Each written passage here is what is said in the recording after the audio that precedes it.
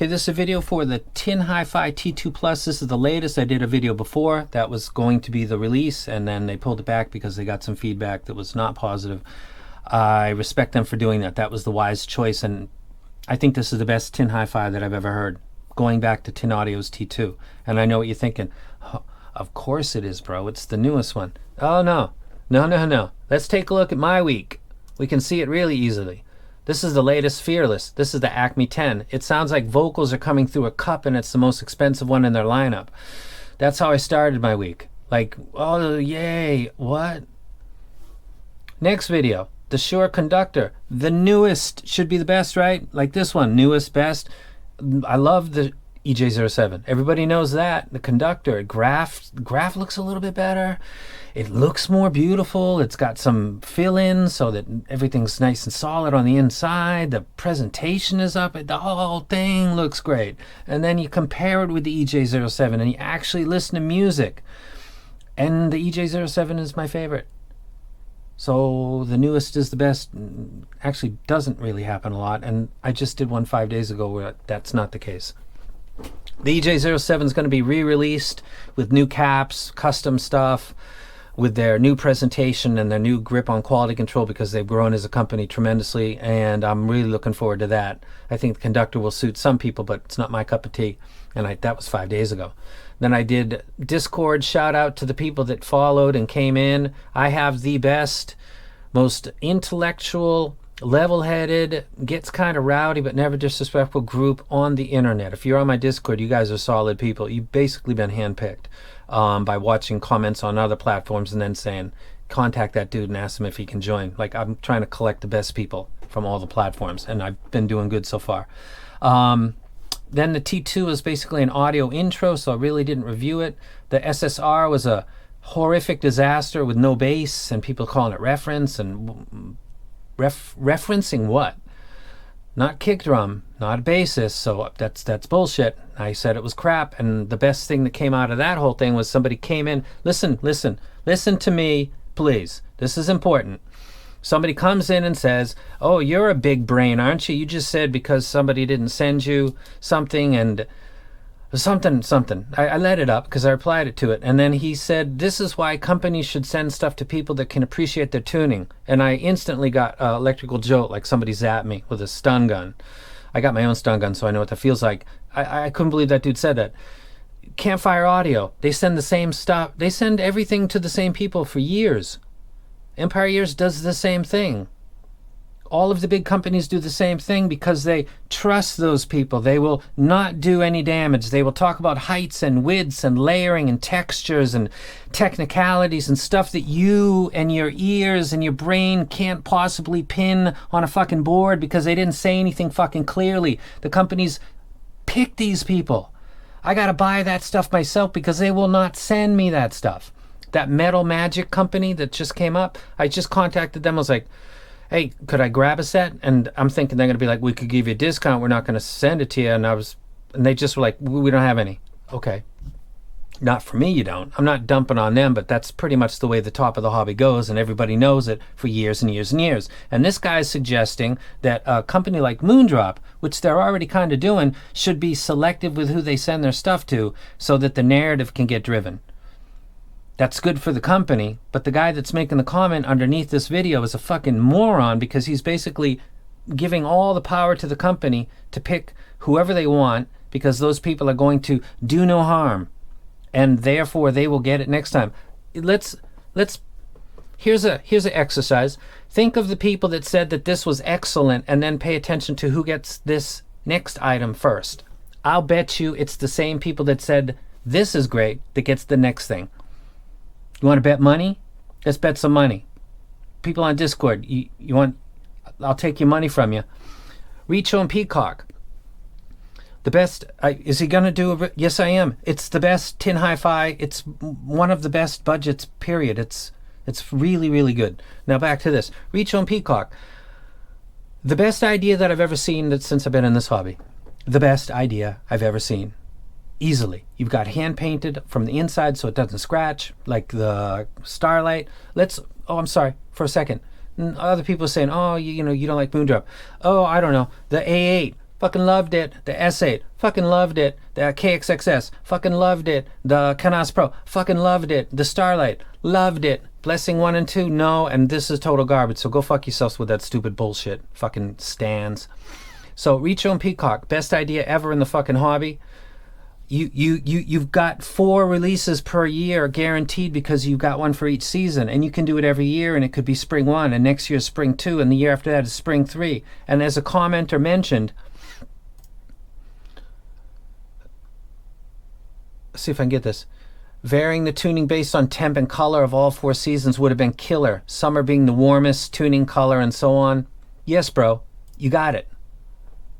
Summer could have been the warm tuning. Then the middle seasons of autumn and spring could have been like,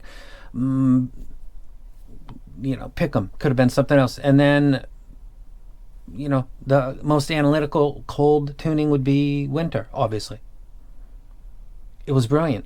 And then on the second release, they put it in a clear blue shell and don't even pay attention to the tuning.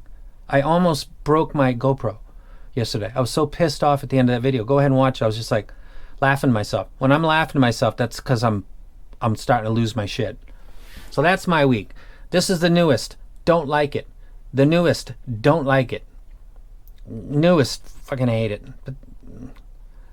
And this is the latest and I don't like it. This set right here. Let's get the fuck out of here and get into the music.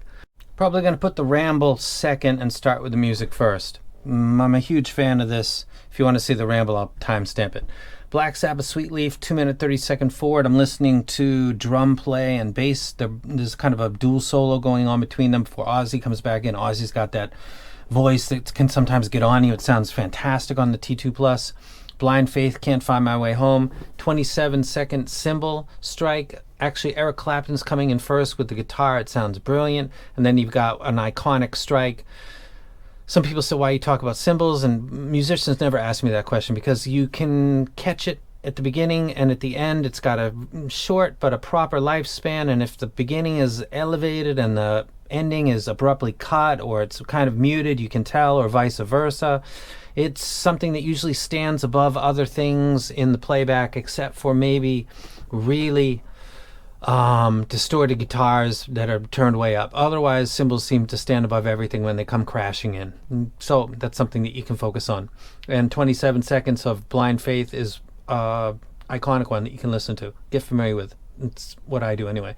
Soundgarden, Black Hole Sun, minute and 16 forward. Everything has come together at this point in the track, and it sounds really, really good on good sets. America, Tin Man, 39-second triangle strike is going to give me an indication if there's a dip or an elevation in a certain part of the treble. Pink Floyd, On the Run, 26-second to 58-second is the woman talking. She's literally talking about people getting their passports ready for a flight to Rome, and as she's talking, they're taking her on the deck and they're dropping her volume, and they're starting to pan in another sonic event while they're dropping her, so you have 2 events going on. It's kind of a clarity and resolution check. Stuff with heavily tasked dynamic drivers that's elevated. Regular PET Mylars tend to kind of veil and haze over that and give back a poor quality. That's why the P1 is loved by a lot of people. They usually give it a little boost on the bass. Hardware bass boost would be advised. But you can kind of tell that. Also, there's left and right panning cues on Pink Floyd On the Run that are very, very good. Is the musical equal to what Chesky Records does when the guy bangs the stuff and goes behind your head. Ambitions as a Ride, not Pitch Me Wrong. Aerosmith, No More, No More. Cars, Since You're Gone. Eurythmics, Sweet Dreams. Black Sabbath, Sweet Leaf. Led Zeppelin, You Shook Me. Dazed Confused, When the Levee Breaks. Earth, Wind and Fire, September. Earth, Wind and Fire is the trumpets, the sax, the vocal. It gets way up there. It gets way up there in the register. The T2 Plus doesn't really go wrong anywhere. It's a ghetto poor person's version of kind of what they do with the U18 and other stuff, where they've got the whole treble covered. No real deviations up or down. Looks like there's a little peak right there, but it's not noticeable in the replay and anything that I'm listening to because it's tucked right in between everything else that's coming in. Quite good. This elevation looks kind of abrupt, but it's maybe 7 dB, and it's not noticeable on stuff that I listen to. I listen to Robert Palmer, I listen to Jerry Garcia with the Grateful Dead. Everything sounded right. Cymbal strike sounded proper. Guitar sounded good. There was a sense of being in space. It is the finest TinHiFi that I've listened to. And if you go ahead and jump to the rant, you can hear that I had a week where I listened to a bunch of the latest from companies like Fearless, Richo and Peacock, Moondrop, Shure, and none of them were what I thought they were going to be. This is the first thing that's new that I actually am a big fan of. And I hated the hell out of the original version that was going to go retail. And some other people did too. Maybe not quite as loud as me with the foul language, but they went ahead and retuned it before they released it. And so some people said, is this what everybody... Yes, they did not really go into production until they got the feedback, but they were convinced that they had nailed it down. I'm not sure why. This was really a good idea, and it went from being something that was maybe the worst to the best, which goes to show you the power of bass. And as I just said with Pink Floyd on the Run, that elevated bass does not have a mid-frequency penalty. I talked to somebody on the internet who I've never met in my life, but we chatted for about 2.5 hours, if I recall correctly, and we were talking about technicalities. And I was talking about how I get annoyed because people use the term... People bastardize words in this hobby. Maybe in watches and in guns and in other hobbies they do the same thing. But, you know, audiophile, people have no idea what the fuck that means, apparently. A reference, they don't know what that means. This is a reference set. This is reference tune. The kick drum was supposed to be in that track. The reference would be that played back the way it's supposed to be. It's like audiophile. That's not yours to play around with. I saw timbre mentioned in a review today. I don't think they know what timbre means. I'm sure they don't, actually. Of course they could Google it and go take a look at it, but I don't think they really knew. I think they're parroting what other people say. This set actually has good timbre. It has good tonality. It has... I listened to Robert Palmer. I'm American, and America's been going through really, holy crap, Corona, and then racial riots going on. If you look at my library, I won't get into that. But I'll bring up something that's slightly relevant. I'll touch that third rail just because that's the kind of guy I am. I think I saw an interview with Quincy Jones. Quincy Jones, or another prominent African-American producer, and somehow this guy came up, Robert Palmer. And I remember Robert Palmer from the Power Station days. At that time that I heard the comment, and I believe it was Quincy Jones, he said, "Oh, that's the whitest black man ever."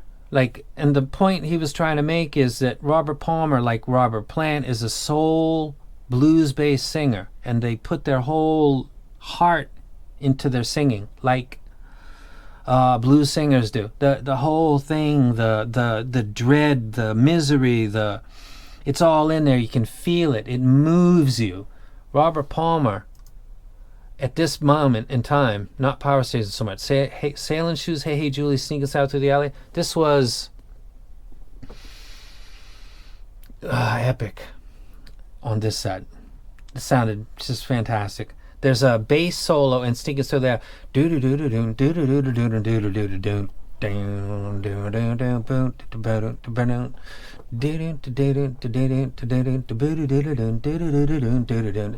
Sneak into the alley with Sally. He just goes nuts, nuts, nuts, nuts. It's an absolutely epic track. You ought to listen to it. When I start jamming to stuff like that and Soundgarden, I'm gone. I'm so pleased. If you look at the rant before you saw this part of the video, it was such a bad week. I really didn't expect much from this because I hated the original version so much. How much difference can elevating the bass really make? A lot of difference. It can make a lot of difference. So when people talk about reference, I think what they're trying to say is bass that doesn't interfere with the mid-presentation, which would be something like beryllium, which is becoming very popular. Because, and the person I was talking with, technicality, what it does, and we agree, is it makes the diaphragm, in a way that's superior to titanium and other metals, seem to present bass in a the timbre and the tonality sounds accurate, and it doesn't have a mid penalty because it doesn't create a kind of veil and a haze like a typical PET Mylar, which is basically the same type of plastic that your Zero Cola comes in when you go to a 7-Eleven. It's basically the same thing that regular PET Mylar is. And then you throw a coating on that and you stiffen it up. The technicalities improve. That's technicalities. Its ability to play musical information in the mid frequency without being veiled over because of the elevated bass is why beryllium coated whatever they do is better than regular. And I think it's better than titanium. And it's, people talk about the timbre of BA sounding plasticky. The timbre of BA sounding plasticky. Timbre. Moving right along. So the bass on this set sounds great. There is no perceived in any of the music that I listen to, which is obviously vocal-centric, penalty being laid upon it by the slightly elevated bass. The cymbals on everything that I listen to seem to come in very, very well. I'm a big fan. I'm so stoked. Oh, you know, you love all this stuff. I got to remind you guys that the Belon 03 was purchased by myself. I bought it from Woo Easy. The Urban Fun was purchased from Woo Easy. If this was not sold by them and people said that this is great, I would buy it and pump it like I did those. Doesn't matter who is the seller. If Moondrop had made a Superstar at $40 because the fit is fucking excellent, I'd hype that to the hill, and if somebody complained about it, fucking make something better. Like, that's what competition does. It makes you and I reap the benefits because other companies are competing with each other, and as competition gets fiercer, prices drop. Hey, did you notice that the latest 64 audio is coming in at about $1,600? Not $3,000, about $1,600. It's got more drivers than the Tia Trio. I heard a bird say it sounds better than that set too, and I'm a fan of that set. This right here, this one of the biggest DAPs ever released. It's fucking epic. I'm gonna do a review for it. This is $1,800. You think that's expensive? Low 2POG Gold Touch is $4,000 in Japan. There's other DAPs that are at $5,000 range. This will kick the shit out of them. It's got different fucking charging for different sides of the analog and the digital. iBasso did great. These companies are feeling it. They're dropping their prices. Chi-Fi is doing that. I'm a part of that. I'm so fucking proud. When I got to pay out of my pocket to the big companies because I got to get something, I don't feel bad. I feel happy. They don't want me to touch their stuff because I have influence. I can say, this is expensive and it's not worth the price. And people will say, well, I'm going to move off of that. I like the company, but I trust your recs and I don't want to waste money and I can't demo it. So I'm actually pulling money out of their accounts, the big companies. And I'm so fucking proud of myself because you don't need to spend a lot of money to get high quality playback. As evidenced by the fact that we're in a hobby where people take terms and use them in ways that that's not even how they mean. Somebody was just talking about balanced.